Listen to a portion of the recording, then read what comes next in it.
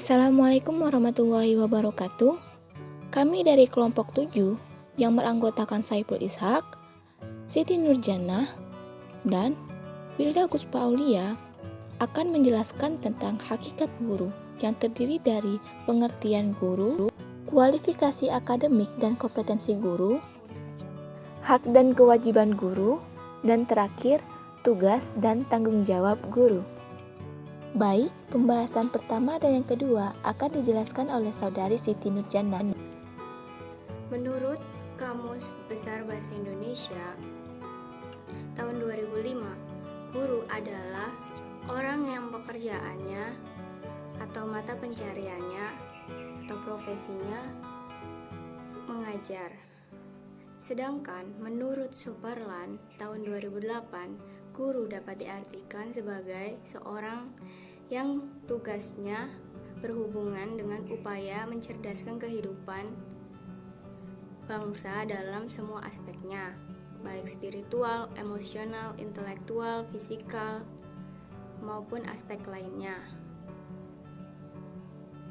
Kesimpulan pengertian dari guru itu sendiri adalah seseorang yang telah memperoleh surat keputusan SK, baik dari pihak swasta atau pemerintah yang menekuni profesi, yang memerlukan keahlian khusus untuk tugas utamanya yaitu mengajar dan mendidik siswa, mulai dari pendidikan anak usia dini, jalur pendidikan formal, dasar, dan menengah, yang memiliki tujuan utamanya dalam mencerdaskan bangsa.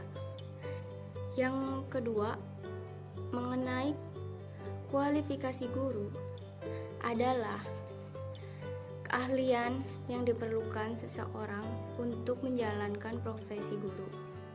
Menurut Peraturan Pemerintah Nomor 19 Tahun 2005 tentang Standar Pendidikan Nasional Bab 4, Bagian ke-1 Pasal 30. Kualifikasi guru dibagi menjadi 3. Yang pertama, kualifikasi akademik. Kualifikasi akademik yaitu tingkat pendidikan formal yang telah dicapai hingga guru mengikuti sertifikasi, baik pendidikan gelar S1, S2, atau S3 maupun non-gelar, seperti D4 atau Postgraduate Diploma, baik dalam maupun luar negeri. Yang kedua, sertifikasi guru. Menurut Muslih 2009, sertifikasi guru adalah proses pemberian sertifikat pendidik kepada guru yang telah memenuhi persyaratan tertentu, yaitu memiliki kualifikasi akademik, kompetensi sehat jasmani dan rohani, serta memiliki kemampuan untuk mewujudkan tujuan pendidikan nasional yang dibarengi dengan peningkatan kesejahteraan yang baik. Yang ketiga, pengalaman mengajar. Menurut Depdiknas, yang dimaksud dengan pengalaman mengajar yaitu masa kerja guru dalam melaksanakan tugas sebagai pendidik pada satuan pendidikan tertentu sesuai dengan surat tugas dari lembaga yang berwenang, dapat dari pemerintah dan atau kelompok masyarakat penyelenggara pendidikan. Selanjutnya, mengenai kompetensi guru. Kompetensi guru dapat didefinisikan sebagai karakteristik yang mendasari seseorang berkaitan dengan efektivitas kinerja individu dalam pekerjaannya atau karakteristik dasar individu yang memiliki hubungan kausal atau sebab akibat dengan kriteria yang dijadikan acuan, efektif atau berkinerja prima atau superior di tempat kerja atau pada situasi tertentu. Berdasarkan Undang-Undang Nomor 14 Tahun 2005 tentang guru dan dosen pada pasal 10 ayat 1 bahwa kompetensi guru putih, kompetensi pedagogik, kompetensi kepribadian, kompetensi sosial, dan kompetensi profesional yang diperoleh melalui pendidikan profesi.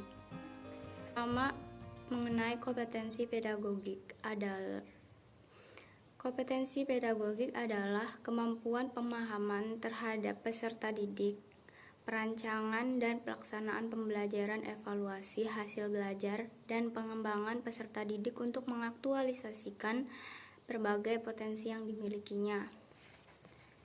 Kompetensi yang kedua mengenai kepribadian merupakan kemampuan personal yang mencerminkan kepribadian yang mantap, stabil, dewasa, arif, dan berwibawa, menjadi teladan bagi peserta didik dan berakhlak mulia. Kompetensi yang ketiga adalah profesional, merupakan penguasaan materi pembelajaran secara luas dan mendalam yang mencakup penguasaan materi kurikulum, mata pelajaran di sekolah, dan substansi keilmuan yang menaungi materinya, serta penugasan terhadap struktur dan metodologi keilmuan. Kompetensi yang selanjutnya adalah kompetensi sosial, kemampuan guru untuk berkomunikasi dan bergaul secara efektif dengan peserta didik, tenaga kependidikan, orang tua atau wali peserta didik, dan masyarakat sekitar. Baik, pembahasan ketiga oleh Saudari Wilda Guspaulia. Kita akan membahas hak dan kewajiban guru. Yang pertama, hak guru. Dalam Undang-Undang Guru dan Dosen, Pasal 14 ayat 1 mengatakan bahwa dalam menjalankan tugas keprofesionalannya, guru memiliki hak-hak sebagai berikut. Yang pertama, guru memperoleh penghasilan di atas kebutuhan hidup minimum dan jaminan kesejahteraan sosial. Yang kedua, mendapat promosi dan penghargaan sesuai dengan tugas dan prestasi kerja. Yang ketiga, memperoleh perlindungan dalam melaksanakan tugas dan hak atas kekayaan intelektual.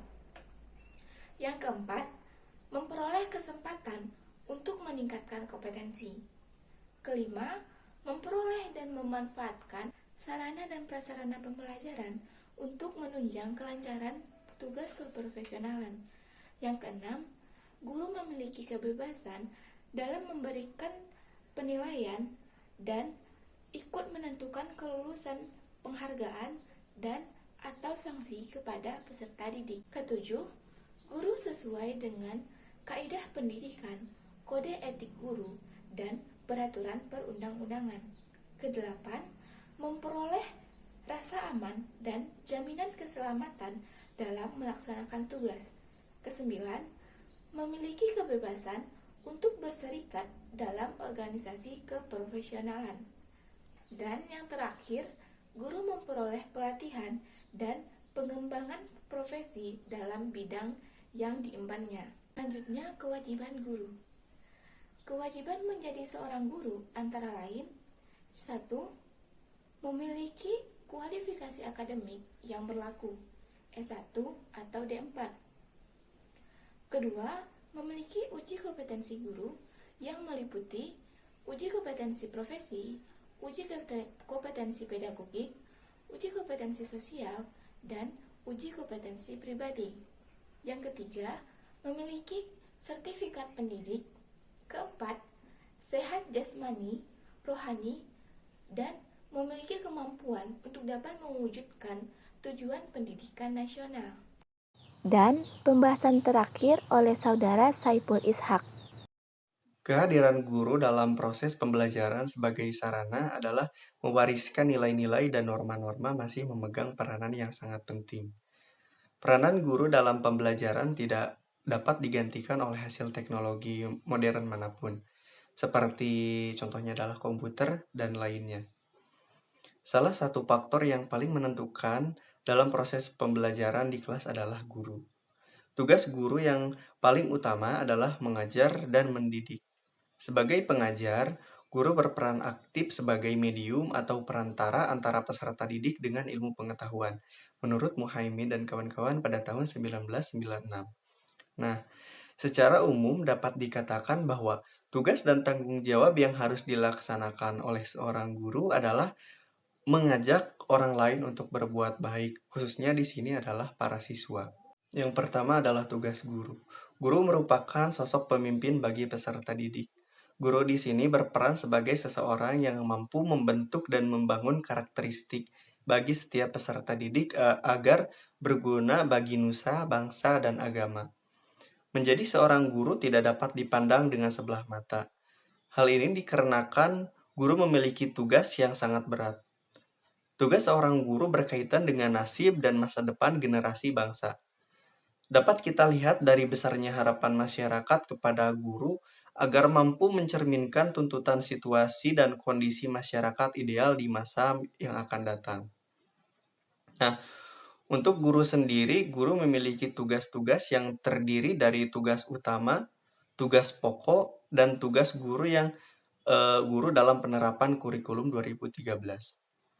Tugas utama seorang guru merujuk pada Undang-Undang Nomor 14 Tahun 2005 dalam Pasal 1 Ayat 1 menjelaskan, guru adalah pendidik profesional dengan tugas utama adalah mendidik, mengajar, membimbing, kemudian mengarahkan, melatih, menilai, dan mengevaluasi peserta didik pada pendidikan anak usia dini, jalur pendidikan formal, pendidikan dasar, dan pendidikan menengah. Dari undang-undang di atas, maka dapat disimpulkan tugas utama dari seorang guru adalah mendidik, mengajar, membimbing, mengarahkan, melatih, menilai, dan mengevaluasi. Untuk mendidik sendiri adalah suatu upaya yang dilakukan untuk pendidik untuk mengarahkan peserta didik ke arah kedewasaan yang berkaitan dengan transfer of knowledge and transfer of value. Kemudian yang kedua, mengajar. Mengajar di sini adalah suatu proses untuk memberikan informasi baik berupa pengetahuan tentang pembelajaran. Kemudian yang ketiga adalah membimbing. Membimbing adalah suatu proses yang dapat dilakukan dengan menyampaikan bahan ajar yang berupa ilmu pengetahuan, teknologi yang menggunakan strategi atau metode sesuai dengan kebutuhan individual masing-masing peserta didik. Keempat adalah melatih. Melatih dalam tugas guru adalah memberikan kebiasaan-kebiasaan dalam hal berpikir secara kritis dan mampu untuk mengungkapkan secara berani. Yang kelima adalah mengarahkan. Mengarahkan dalam suatu proses yang diberikan oleh guru kepada peserta didik agar mampu membedakan mana tindakan yang dapat dilakukan dalam memecahkan suatu permasalahan. Kemudian yang keenam adalah menilai dan mengevaluasi. Menilai dan mengevaluasi adalah suatu bentuk peninjauan hal-hal yang telah dilakukan agar kedepannya dapat menjadi lebih baik dan menjadi refleksi untuk bagaimana kedepannya. Kemudian adalah tugas pokok. Yang pertama, tugas dalam bidang profesi yaitu mendidik, mengajar, dan melatih. Kemudian yang kedua, tugas dalam bidang kemanusiaan yaitu guru mampu menarik simpati peserta didik agar menciptakan lingkungan belajar yang nyaman. Kemudian yang ketiga, tugas guru dalam bidang kemasyarakatan, yaitu guru mampu memberikan berbagai pemahaman terkait dengan masyarakat. Kemudian yang selanjutnya adalah tugas guru menurut konsep kurikulum 2013. Berdasarkan standar kompetensi guru, ada 4 kompetensi yang diatur oleh Permendiknas Nomor 16 Tahun 2007, yaitu kompetensi profesional, pedagogik, sosial, dan kepribadian. Nah, selanjutnya, untuk tambahan saya akan menjelaskan tentang tugas guru dalam perspektif Islam. Profesi seorang guru juga dapat dikatakan sebagai penolong orang lain, karena dia menyampaikan hal-hal yang baik sesuai dengan ajaran Islam, agar orang lain dapat melaksanakan ajaran Islam dengan baik dan benar. Dengan demikian, akan tertolonglah orang lain yang memahami ajaran Islam dengan baik. Dalam tafsir Al-Azhar, diterangkan bahwa suatu umat yang menyediakan dirinya untuk mengajak atau menyeru manusia berbuat kebaikan, menyuruh berbuat yang ma'ruf, yaitu patut, pantas, sopan, dan mencegah dari yang mungkar. Bila diperhatikan lebih jauh, tugas dan tanggung jawab seorang guru yang mestinya dilaksanakan oleh guru yang dijelaskan pada firman Allah di atas, intinya adalah mengajak manusia melaksanakan perintah Allah dan menjauhi larangannya. Dalam bukunya, Japar menegaskan, tugas dan tanggung jawab guru menurut agama Islam dapat diidentifikasikan sebagai tugas yang harus dilakukan oleh ulama, yaitu menyuruh yang ma'ruf dan mencegah yang munkar. Kemudian yang terakhir adalah tanggung jawab seorang guru. Guru memiliki tanggung jawab untuk mencerdaskan kehidupan generasi penerus bangsa. Pribadi yang baik adalah yang diharapkan ada pada setiap anak didik. Dengan sabar dan bijaksana, seorang guru memberikan nasihat mengenai bagaimana cara bertingkah laku yang sopan pada orang lain. Mentransfer ilmu pengetahuan kepada anak didik adalah suatu hal yang dinilai mudah. Tetapi untuk membentuk jiwa serta sikap perilaku yang baik pada peserta didik merupakan tantangan tersendiri bagi seorang guru. Sebab anak didik yang dihadapi adalah makhluk yang berakal serta memiliki potensi yang perlu dipengaruhi dengan sejumlah nilai dan norma sesuai dengan ideologi dan agama.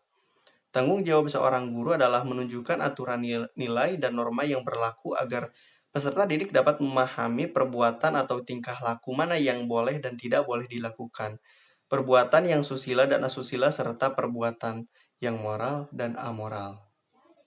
Sekian pembahasan dari kelompok 7. Mohon maaf atas segala kekurangan dan kesalahan. Terima kasih dan Assalamualaikum warahmatullahi wabarakatuh.